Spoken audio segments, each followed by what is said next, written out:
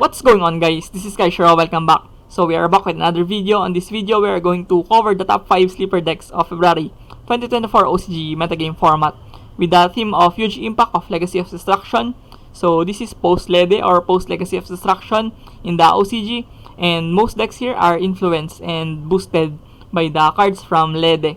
So this will be very interesting and exciting at the same time because we are going to see new decks and decks that are sleeper but can definitely surprise the meta decks out there. So yeah, moving on. Now we move towards the meaning of the sleeper deck or sleeper decks. So for our unfamiliar viewers, we are going to assimilate the meaning of sleeper decks for them. So sleeper decks are decks that doesn't have much spotlight on the metagame, and also decks that are not represented enough on the format, and also decks that are not tapping consistently on the duration of the format. So this decks doesn't really come up on a daily basis, and you don't really see these decks that much, but at the same time have shown glimpses of capabilities of tapping on several occasions, and also has good potential to perform on the format and upset major meta decks. So these decks are kinda under the radar, but at the same time they can definitely have a challenging poise against the best decks available right now. So moving on towards our top 5, we have Tearlaments. So Tearlaments or Tearlaments strongest. So it's 2024 and we're still seeing Tearlaments, but now this is Tearlaments with a different twist using the Snake Eyes package on their deck. So moving on, we have Tearlaments Snake Eyes sample deck list. So before we proceed towards the strengths and weaknesses of our list here and deck list, short disclaimer for our viewers: the deck lists that are provided here are not by means the standard or the correct way to play the deck, but those lists here are catered only to my deck building tendencies and preferences. So take it with a grain of salt, and you can just use the decks here for your reference to play the deck or improve it on your own terms. So yeah, moving on towards the strengths of the deck, it makes Tearlaments playable, no? And we have been shackled by the ban list of previous ban list to halt the Tearlaments altogether, because Tearlaments have been a menace on the OCG. We all knew how powerful the Tearlaments was back in their days, and they can really terrorize any meta decks here if they are still full power, but now they are lagging behind and they have lost some major pieces on the deck. But the Snake Eyes made the deck playable and feasible to play right now with the inclusion of the Snake Eyes package and with help of Kirin and Archer from the Lightsworn and other non-engine cards to boost the consistency. This is a deck that will be very available to us using these cards. So yeah, I think also this deck can snowball out of control, like the words here, snowball galore, because when you consider the fact that you don't really interrupt this deck, and this deck kept on doing their things on their own regulation, and I think it's really hard to stop them from playing the game. And there's a lot of cards here that elevates the card advantages of this deck, and they can also steamroll everyone if they can proceed to their combos. So we already know how powerful the Tearlaments, but with the addition of Snake Eyes, you have another dimension to boost the ceiling of the deck. And yeah, I think it's a huge asset for the deck to move forward.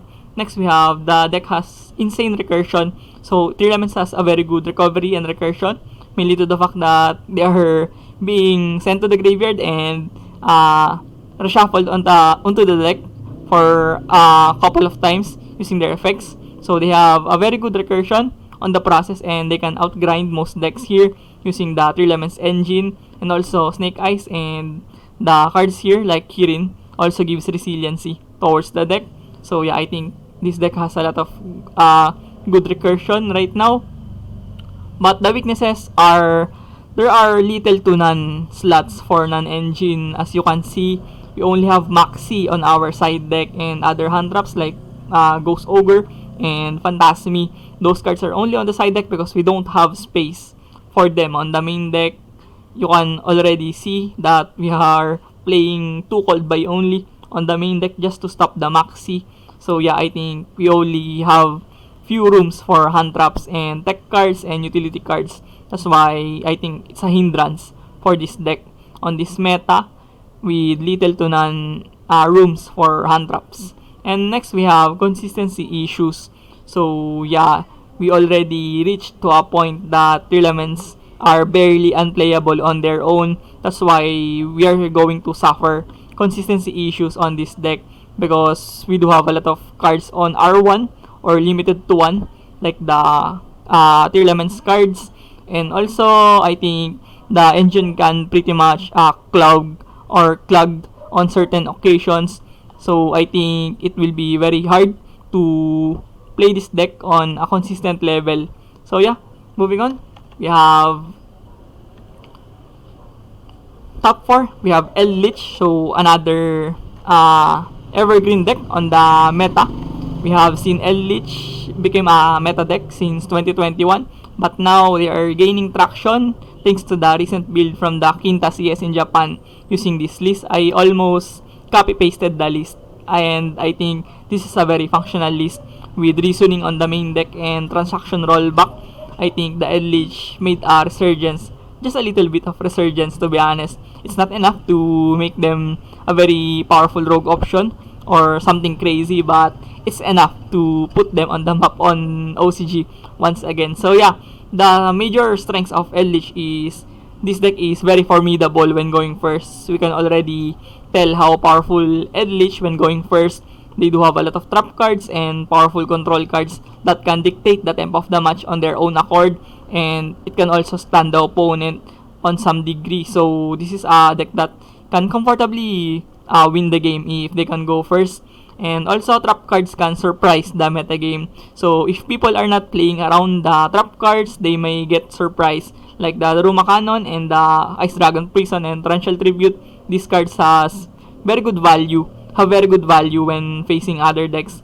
Especially you set them and your opponent's guesses which card are you going to play against them. So yeah, I think those cards and also the floodgates can really give a hard time against the meta decks out there on the format right now. And also the grind game is zombie-like. Oh, so we already know how zombie performs on real life and movies. And real life is a stretch, but yeah, I think zombie-like grind game is fitting for the deck because you do have a lot of recursion with the Sanguine, the Hakero, and the Conquistador on the graveyard. They can have so much recursion and recovery on the process. So this deck, Eldlich, can definitely outgrind most decks if we are going to reach in a prolonged game state. So yeah, I think it's one of the most notable strengths of Eldlich right now. But the weaknesses, I think the deck really struggles post-side or post-sideboard. I think there's a lot of cards that can definitely hurt this deck, like Heavy Storm, Feather Duster, and Lightning Storm evenly matched. All of the board breaker cards, to be honest, on the side deck can definitely hurt the deck. That's why it's very concerning that you're going to be skeptical on your games when losing the die roll, and especially game 2 and 3. I think those can be very irritating to face on this deck. And yeah, I think it really struggles around side deck. Next, we have subpar board breaking capacity. So this is a trap deck, so you don't have really good tools to work around when losing the die roll. And going second, you only have floodgates, trap cards, and the Daruma, Torrential, and Ice Dragon can only do so much when losing the die roll. And Eldland and Eldlich on your hand is not enough to break boards. And you have to rely on cards on the side deck like Lightning Storm, Evenly, and Super Poly. That's why I have included those cards on the side deck to improve the going second capacity of Eldlich. But all in all, I think Eldlich is in a decent spot on a sleeper deck top 5 list here, and I think it can definitely surprise most decks on the format. So yeah, moving on towards our top 3. We have Tenpai Kashira. So we now have Tenpai from LED, and the deck really came out of nowhere and began to terrorize the meta decks right now, aiming to go second and OTK instantly using the high damage output of the deck and very strong board breaking capability. Paired with Kashira, that is a solidified going first deck with the Arise Heart, and other cards on the Kashira can definitely bolster your weak going first using this Tenpai. So yeah, moving on. We have the list of Tenpai Kashira sample deck list. So, looking on our list, the strengths is very evident.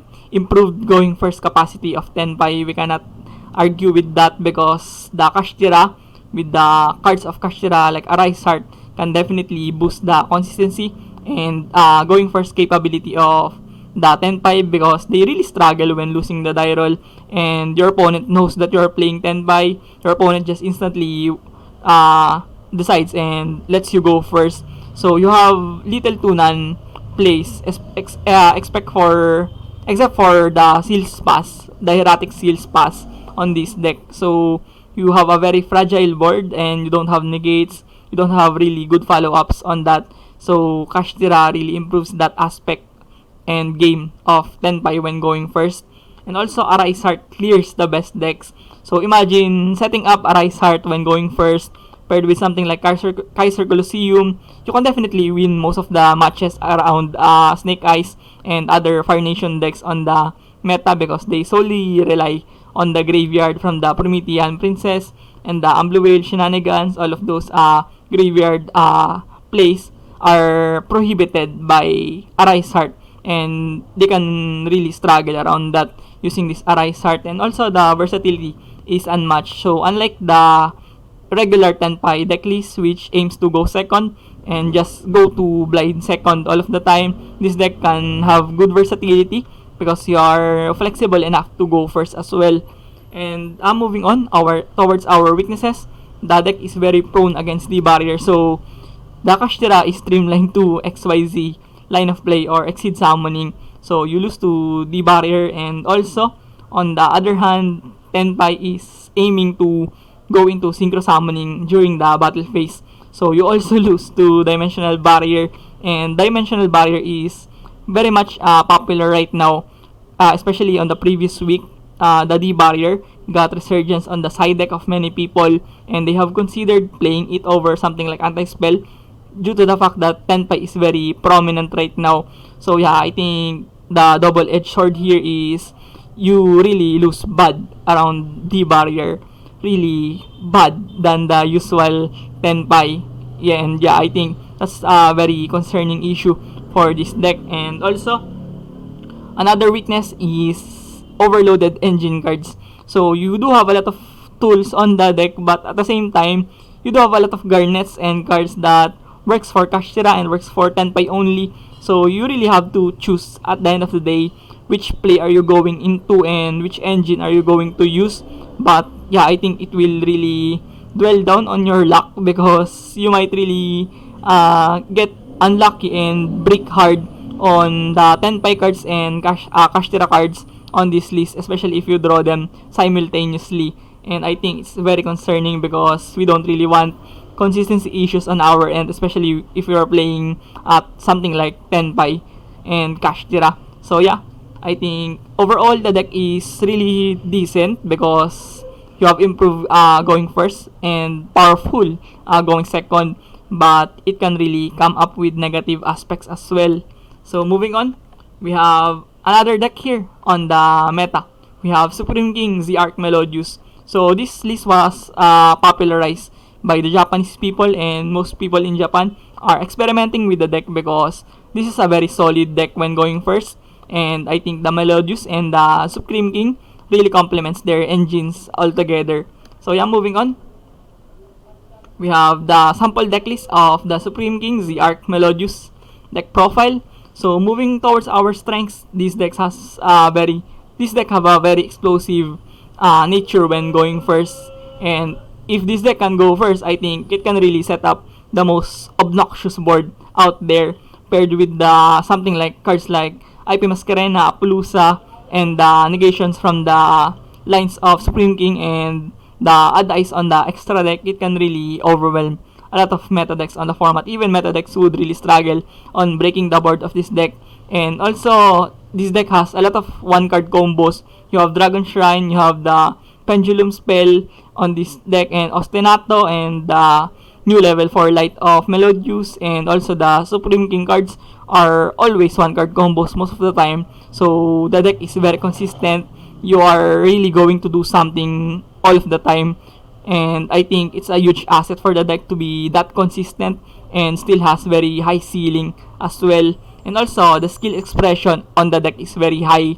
You have a lot of tools to play and a lot of lines and combos that you can make on this deck. And I think it's a very powerful nature of this deck because it already has high ceiling. But when you consider the fact that you have a lot of tools and plays that you can play, you can really outplay your opponent and outmaneuver them using this deck when going first as well and going second also. So this is very powerful on my own perspective.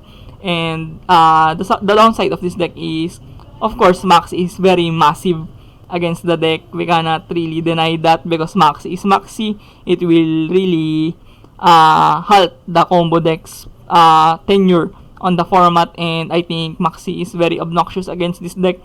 The bare minimum play that you can make is Bagus Kapas if you can set up your level 4s on the board. But other than that, this deck really goes bad against Maxi, and you will be screwed heavily when your opponent does resolve Maxi on your face. And also, anti-spell and other floodgates are almost unwinnable on really high note because anti-spell is anti-spell. You are a pendulum based deck and you would really struggle bad around anti-spell. You do have a lot of cards like Dragon Shrine, all of those spell cards like Ostinato. So most of your cards on the deck are consisted of spell based cards. So you would really struggle around anti-spell, and also cards like Summon Limit, and there can be only one, and other floodgates can really dominate you and exclude you out of the game instantly. So yeah, I think this deck is very comfortable. I think this is very consistent and has high ceiling. But also when you face control decks and heavy stun decks, I think this would struggle around those type of decks. But yeah, overall this is a very powerful deck. And moving on towards our top 1 on this list, we have Shaddoll Melodious. So it's been a while since we have seen Shaddoll, no? I think it's 2021 or early 2022 where there's a grass branded Shaddoll that are topping instantly on that metagame. But now Shaddoll have a resurgence on the form of Melodious, thanks to Lede, of course. And yeah, moving towards our deck, we have the Shaddoll Melodious sample deck list. So very notable on this list that this is too good to be ignored because I think this deck has a lot of tops on the previous week and especially also this week on the Japanese metagame, and most people are joining the hype train on playing this deck, and people are experimenting the deck for quite some time now, and many people have seen the potential on this deck as well. And I think it's too good to be ignored, to be honest. I think you should definitely give chance to this deck, whether you play it on your Edo Pro, on your Yu-Gi-Oh! Simulator, or test play it with your friends. You can definitely see why I am saying that, and I think this can be very good, especially if you get the results that you want. I think this is a good deck to pilot, and very roguish and unfamiliar deck for most people, but I think this deck has a lot of upsides to play. And also Winda, goodness, is a legitimate boss monster. It's been like that since 2015, 2016, even 2014, I think. Shaddoll Winda is a very problematic card. When you can set up Winda on your board, you are pretty much guaranteed to win, to be honest, especially if your opponent doesn't have really outs to the Winda. I think Winda can definitely seal you games, and a lot of games on that extent, because Winda is Winda, and paired with the Melodious engine, you can definitely raise the ceiling of the deck as well and make it more consistent. And also Ariel against the Fire Nation is phenomenal. You have a pseudo soul release when you can pitch the Ariel on the graveyard. You can definitely banish the Promethea and the Phoenix, and all of the cards of Fire King on the graveyard, and Snake Eyes as well can really struggle around Ariel on the Shaddoll list. And moving on towards the weaknesses of the deck, I think Shaddoll can be slow and lackluster.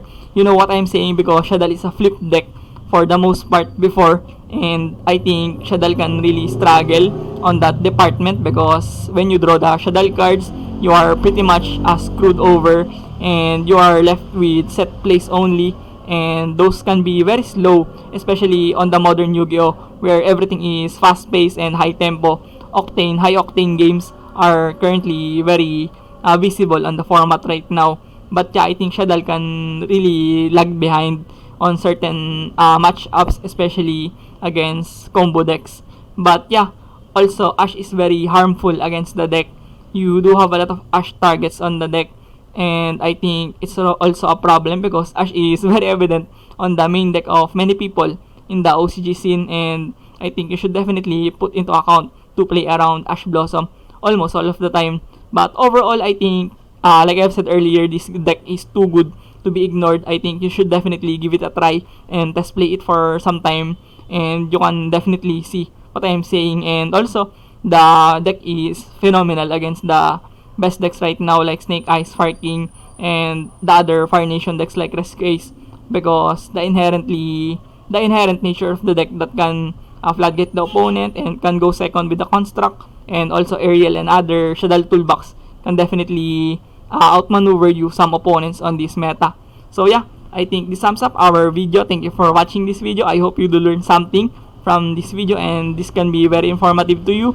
And once again, thank you for the continued patronage on this channel because we are reaching the 1K subscribers milestone, and I cannot really go on that milestone if I'm not with you guys. So thank you for supporting our channel, and see you on the next one. Peace.